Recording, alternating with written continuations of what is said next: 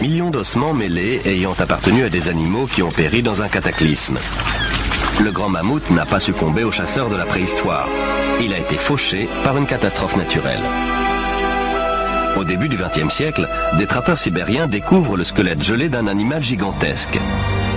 On le déterre, puis on l'analyse. Son estomac contient les restes de plantes poussant sous un climat tempéré. L'animal a été congelé à une vitesse qui dépasse les capacités des congélateurs les plus modernes. Ce dont on est sûr, c'est qu'il y a 12 000 ou 13 000 ans, un grand froid s'est abattu sur la Sibérie, qui ne s'est plus jamais réchauffé depuis.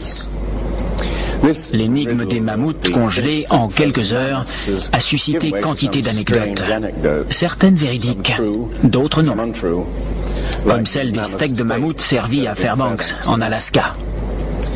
L'une des anecdotes probablement authentiques est rapportée par le baron Wrangel, un naturaliste russe du XIXe siècle. Sur l'île qu'il découvre dans l'archipel des îles aux ours, au nord de la Sibérie, et à laquelle il va donner son nom, le sable était littéralement retenu par des digues de défense de mammouths et d'ossements d'autres animaux disparus lors d'une mystérieuse catastrophe primitive. Ces extinctions de masse, cette terrible activité volcanique, la rapidité de la fonte des glaces, tout cela semble indiquer qu'une immense révolution climatique a eu lieu il y a environ 12 000 ans. Mais la cause de cette révolution reste énigmatique. Qu'est-ce qui a donc causé la fin de la période glaciaire? Qu'est-ce qui a pu provoquer un cataclysme mondial? L'une des meilleures hypothèses avancées est celle de l'Américain Charles Hapgood. Il parle d'un déplacement de l'écorce terrestre. Selon lui, l'écorce de toute la planète aurait glissé subitement. L'écorce terrestre ne représente que 0,3% de la masse totale de la planète. Mais elle peut glisser, comme l'écorce d'une orange si elle n'était pas solidaire de la chair. L'écorce terrestre, plus fine qu'une coquille d'œuf, repose sur un magma liquide en fusion. En la matière, la théorie dominante est celle de la tectonique des plaques, c'est-à-dire la lente dérive des continents sur des centaines de millions d'années. Les scientifiques ont commencé par rejeter cette théorie pendant plus de 50 ans. Aujourd'hui, ils refusent de croire que l'écorce terrestre puisse glisser subitement d'un seul bloc. L'hypothèse du déplacement de l'écorce terrestre a toutefois fasciné un grand chercheur. S'il avait vécu plus longtemps, on aurait donné plus de crédit à cette thèse. Le nom de ce scientifique, Albert Einstein. Il a dit en résumé, quand je suis tombé sur les travaux de Hapgood, j'ai été comme électrifié.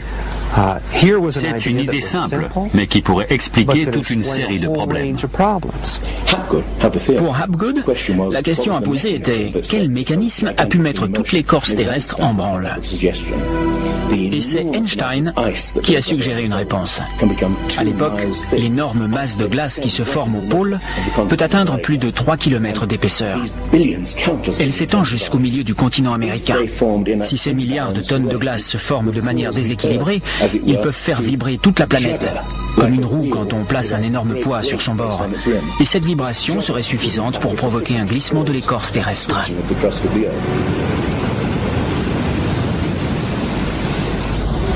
Il y a 55 000 ans, le pôle Nord était proche de l'Europe.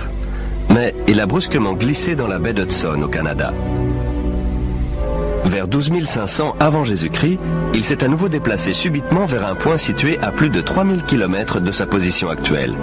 Ou vaut-il mieux dire que les terres et les mers ont été propulsées vers le pôle à la suite d'un brusque déplacement de l'écorce terrestre? Si tel est le cas, c'est l'un des phénomènes qui a pu provoquer la fin de la période glaciaire. Le déplacement fait sortir l'Amérique de la zone polaire. La mer située au nord se couvre d'une couche de glace de quelques mètres seulement. La colossale plaque de glace de plus d'1,5 km d'épaisseur qui s'étendait au-dessous de l'Amérique fond soudain en quelques années. Ce qui est intéressant dans la thèse Hapgood-Einstein, c'est qu'elle explique de nombreux mythes, outre celui du déluge. Des mythes qui parlent de séismes terribles, de catastrophes volcaniques, d'une pluie noire descendant du ciel, de pays entiers soudain couverts de gel. On voit bien que c'est exactement ce qui pourrait arriver si l'écorce terrestre glissait brusquement. D'un coup, des régions froides deviendraient chaudes.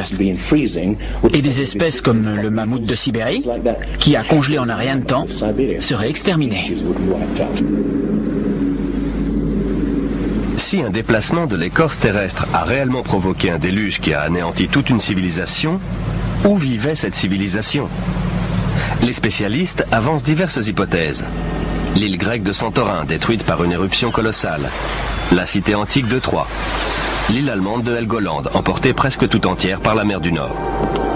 On a aussi cherché des continents engloutis sous l'océan Atlantique, mais sans jamais rien trouver. C'est bien cela qui a disqualifié l'Atlantide de Platon aux yeux des scientifiques.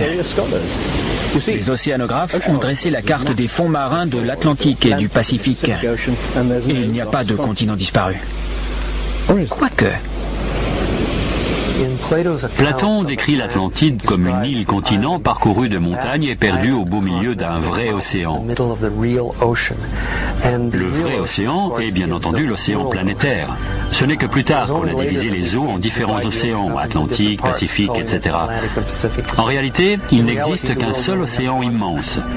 Certains mythes des quatre coins du globe sont très explicites sur ce qui s'est passé. Dans la littérature védique, l'île est non seulement détruite par un déluge, mais en plus, elle finit recouverte de neige et de glace. Donc, il faut chercher une île couverte de glace au milieu de l'océan. L'Antarctique est une très bonne candidate. Si le pôle Nord s'est déplacé, le pôle Sud aussi. D'après Flemhatt, une partie de l'Antarctique se trouvait dans une zone tempérée il y a 12 000 ans. Elle peut très bien avoir abrité une civilisation qui a disparu lorsque le continent s'est rapproché du pôle Sud. Pour lui, c'est ce qui explique ces cartes montrant des régions de l'Antarctique telles qu'elles sont sous la glace. L'amiral turc Piri Reis fait preuve d'une connaissance de l'Antarctique tout bonnement impossible à son époque. Les services cartographiques de la marine, mais aussi de l'armée de l'air, disent « Nous avons comparé les montagnes et les sommets et la similitude est étonnante. » Ce qu'il faut souligner, c'est qu'on ne parle pas d'une seule et unique carte, celle de Piri Reis, qui pourrait être mise de côté, mais de dizaines de cartes. La carte de Phineus, par exemple, est très précise concernant la configuration générale de l'Antarctique. Elle indique des rivières qui existent bel et bien, mais qu'on ne connaissait pas au XVIe siècle. Nous n'avons pas découvert le continent antarctique avant les années 1800.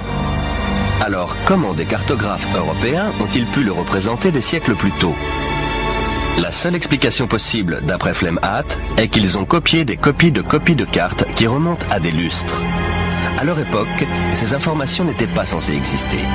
Ce n'est qu'au cours des 25 dernières années qu'on a découvert l'existence de l'Antarctique sous la calotte polaire. C'est un continent bordé de quelques îles, avec une mer de glace entre les deux. Or, tout cela, cette carte le montrait déjà. Ces îles correspondent à cette région. Les chutes de neige sont très importantes ici et quasiment inexistantes là. Ces îles devaient n'en former qu'une avant de se rattacher au continent. Et donc, il a dû y avoir un passage ici pendant plusieurs milliers d'années. Et ici aussi, probablement. Ensuite, ces îles n'en ont plus formé qu'une. Ce qui est décrit ici est ce qui s'est produit, d'après moi, vers 8000 avant Jésus-Christ, 6000 au plus tard. On n'a aucun moyen de savoir comment ça s'est produit, si ce n'est en postulant l'existence d'une civilisation qui avait des connaissances de la navigation et de la topographie que nous n'avons fait que réinventer à notre époque. Alors, les débuts de la civilisation humaine sont-ils plus anciens qu'on ne le croyait? Vous pensez peut-être que de nombreux arguments avancés ici ne sont que de pures conjectures, qui prises isolément sont faciles à réfuter. Mon hypothèse est qu'en assemblant tous ces éléments comme autant de pièces d'un grand puzzle, un schéma apparaît, une silhouette émergeant du brouillard. C'est celle d'une civilisation qui a disparu et fut oubliée bien avant que ne débute l'histoire connue des hommes.